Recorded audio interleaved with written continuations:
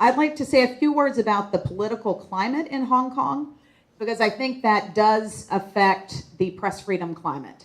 And part of why we're seeing the tightening in Hong Kong and threats to journalists and reporters is due to the political climate and the sense that news media, by covering democracy demands, the Occupy Central movement, which is not related to the one in Lower Manhattan really, but was a movement to demand the democracy that was promised to Hong Kong people in international treaties. The coverage of these of the democracy movement, I think, has led to a sense from the Chinese government that it wants to quash this coverage. It doesn't want the coverage is affecting votes. In this summer, there was an informal referendum.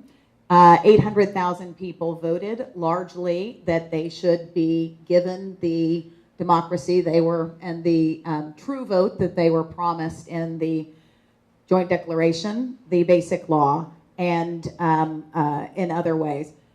Just a word about that, the Joint Declaration, the Basic Law are important documents. The Joint Declaration is a 1984 treaty that determined the handover of sovereignty from Hong Kong to China. It's registered at the United Nations. It's important because it requires the continued application of the International Covenant on Civil and Political Rights to Hong Kong. That includes press freedom. So there's an international treaty protecting press freedom in Hong Kong. And that's different, Professor Cohen, from the Chinese Constitution, which protects press freedom, but no one believes that that's going to happen, right? So Hong Kong is in a fundamentally different situation from China, and I think that that's important. The environment now, I think you could say, is, to use the old Chinese phrase, killing a chicken to scare the monkeys. That's what the violent attacks on Kevin Lau and other editors have been. There was a case of House News, a online media, where the editor was disappeared for 3 days and came back, and House News is no more. So that's an example of the Chinese government is using the full range of tools at its disposal. But I think journalists in Hong Kong and those who support press freedom also have a full range of tools at our disposal.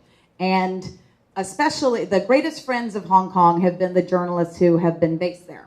And I really think without them, there would be very little coverage. It's a tiny territory, and there's a lot of news going on in the world, but there has been excellent coverage of what's happening in Hong Kong. So we're at a critical moment because the political fight is about to go into the streets.